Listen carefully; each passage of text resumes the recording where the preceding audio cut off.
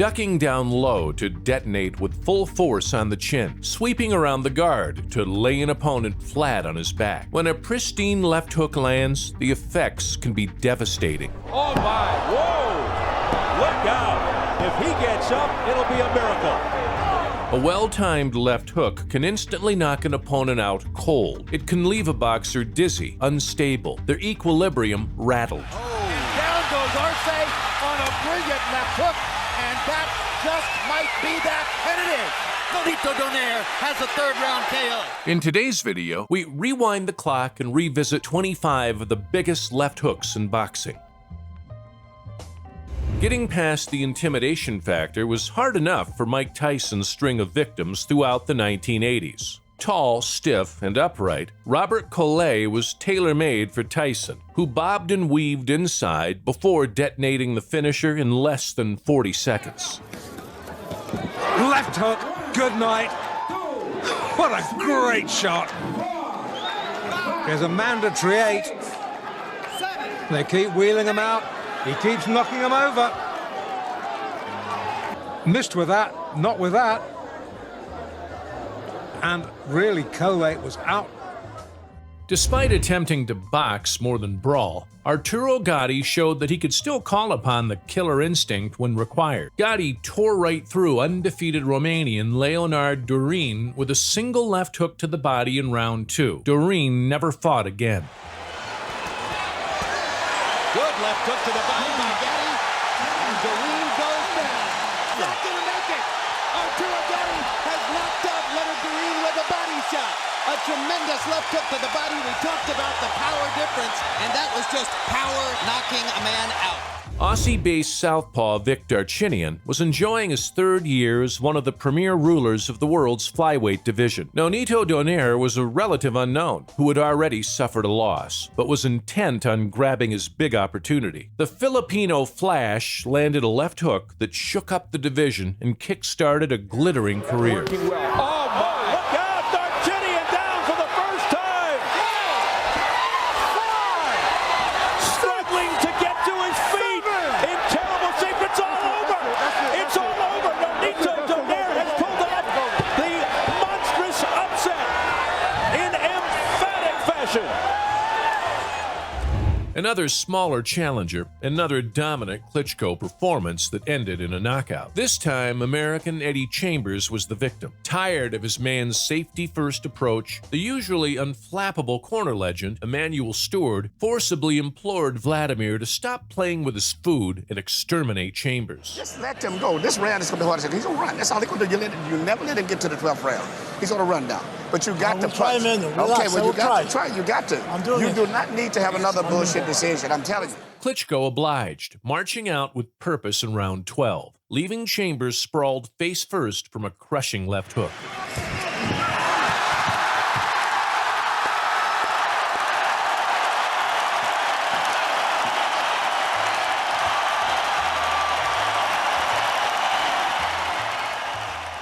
In 2004, big-punching Wayne Alexander produced a textbook come-from-behind knockout. The London man was being outboxed and hurt by Takaloo in a vacant title affair. Cue a left hook that bailed out Alexander and sent the crowd into raptures. He's leaving himself up, and then look at that! A left hook, and that might be curtains! That might be good night! Wayne Alexander explodes! That is what he can do. Mexico's Eric Morales had been one of the sport's premier operators before Father Time caught up with him during a final stint at super lightweight. Morales had surprisingly pushed Danny Garcia hard in their first fight. Garcia learned his lessons and sent the veteran spinning into retirement in the second meeting. Danny Garcia's doing, oh my. Just a brilliant shot. Knocks Morales through the ropes. And the trainer got in the ring. And it's over, y'all. That's it, just like that. And this is a case of the king is dead, long live the king. Having previously snapped the undefeated slate of hard-hitting Ukrainian Yevgen Hitrov, Emmanuel Alim arrived in Miami expecting to take another step on the road to a world title. Hugo Centeno Jr. had other ideas, freezing the chosen one with a left hook worthy of ending any contest. As he sticks that jab right there on the belly. Oh my goodness! Down goes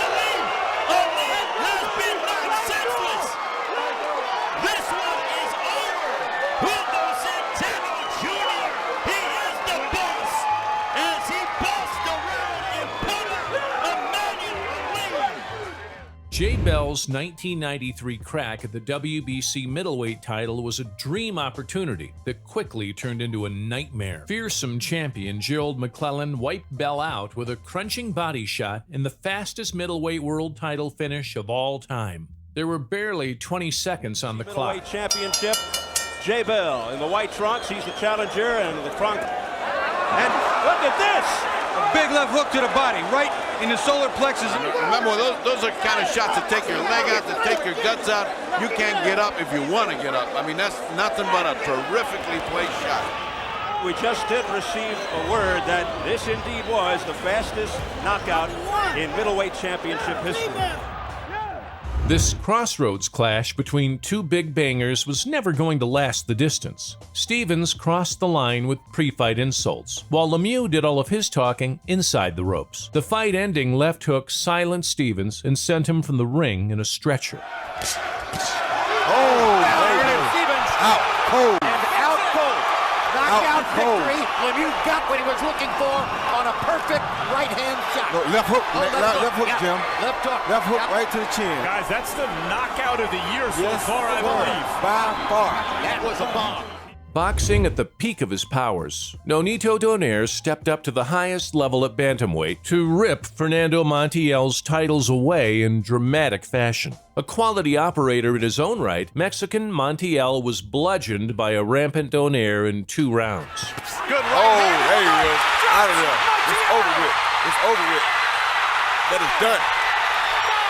That is done.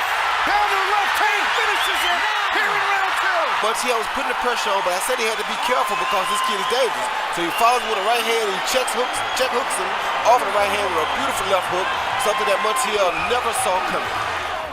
A brief move up to light heavyweight began dangerously for Danish star Mikael Kessler, as he was unexpectedly dropped in front of his own fans by American Alan Green. Kessler turned things around so dramatically in round 4 that the referee dispensed completely with the count. Его нахождение, вот это да. Мощнейший Вот он, левый боковой, крюк, и всё который мы закончено. ждали.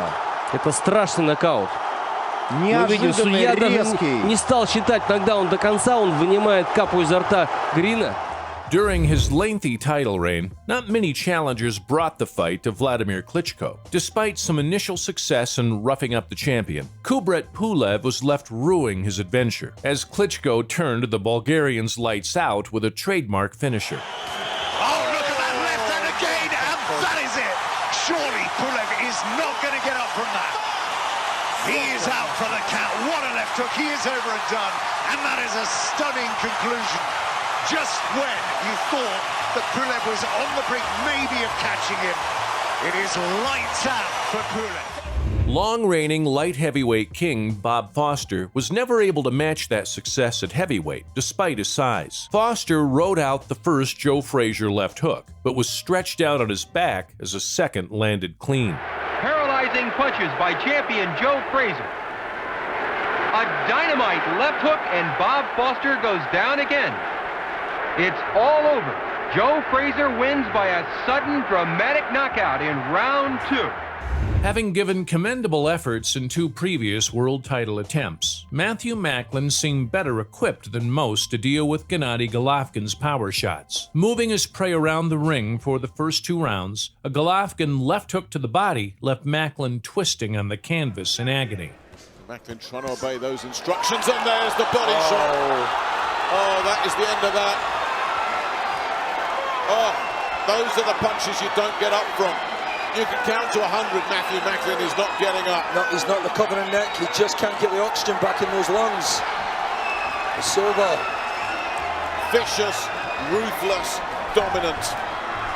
Still the master of the left hook finish, Nonito Donaire showed in the World Boxing Super Series semifinal that the last thing to go is a fighter's punching power. Overmatched Young tried to work the angles, but was unable to avoid the Donaire finisher. And there's a backup. Down goes Young on a thunderous left hook. And that is the vaulted power that we're talking about. Nonito Donaire at this weight class, 118 pounds.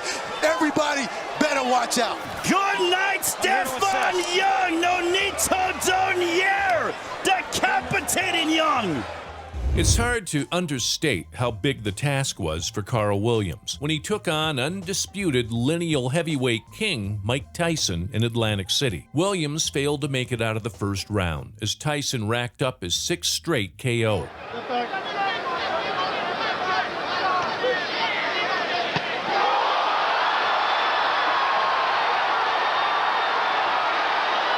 Unofficially, I've got this fight being 1 second longer than Tyson Spinks. A minute 32 instead of a minute 31.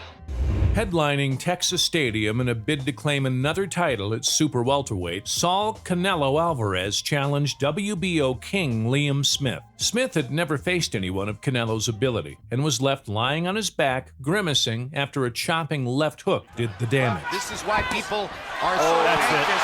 There's knockdown number 3. That's enough. I don't think he can get up from that. Get up no way. Good ref. Referee Luis Pabon waves his arms. That is a knockout in the 9th round for Canelo Alvarez. A wild fight terminated in decisive fashion as Vincent Petway closed the battle of two furious left hookers with a shot worthy of concluding any contest. The image of Brown lying prone on the canvas, being counted out by the referee while still trying to throw left jabs, was both bizarre and distressing in equal measure. Foul fest now.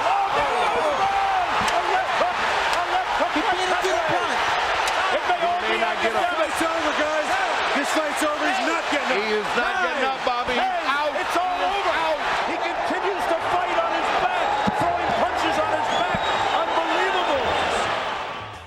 Unbelievable. 2 upset wins had earned Carlos Baldomir a surprise shot at Floyd Mayweather. Since that points loss, the Argentine had slipped back to losing to the better fighters. Canelo Alvarez certainly fell into that category. A round 6 left hook sent out a statement to Canelo's rivals. And this is dazzling. Down goes Baldomir on a rocket left hook. That's the biggest moment of the night for the crowd. They're going wild, and the count is finished, and he knocked Baldomir out. Not a TKO, a knockout. That's what they wanted.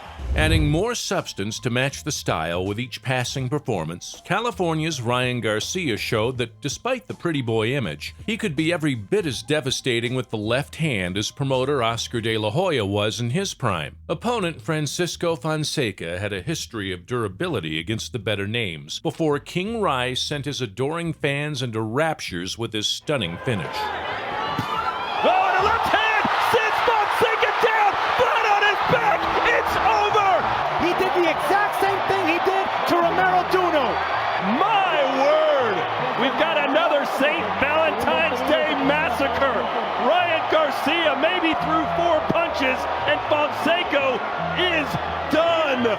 Former Olympic silver medalist Rocky Juarez endured some ups and downs in his career, but he was still an unbeaten prospect when former world title challenger Antonio Diaz came to town. Juarez unloaded the 2003 Knockout of the Year and sent Diaz literally crashing into retirement. Left hook upstairs, and down goes Diaz. And it feels like we're in a Sylvester Stallone movie as they chant Rocky. A resounding left hook. Caught in the midst of Mike Tyson's early reign of terror, taller Donnie Long had an unenviable mission. Circling around the ring, trying to establish his jab, Long was only postponing the inevitable as Tyson's vicious punches dropped him twice and a left hook finished him off in the first. Tyson comes out with a strong right hand barrage again. This is as bad as I've ever seen Donnie Long look, but give Tyson credit. That's it. Wow. The left hand puts him down. He collapses, and this one is over as the doctors rush into the ring. 2 years removed from an AJ undercard grudge match, White and Chisora did it all for a second time on their own pay-per-view headliner. Rugged Chisora was right in the bout when, in round 11, White uncorked his vaunted left hook to better his old foe once again. Give him a bit of energy. Yeah.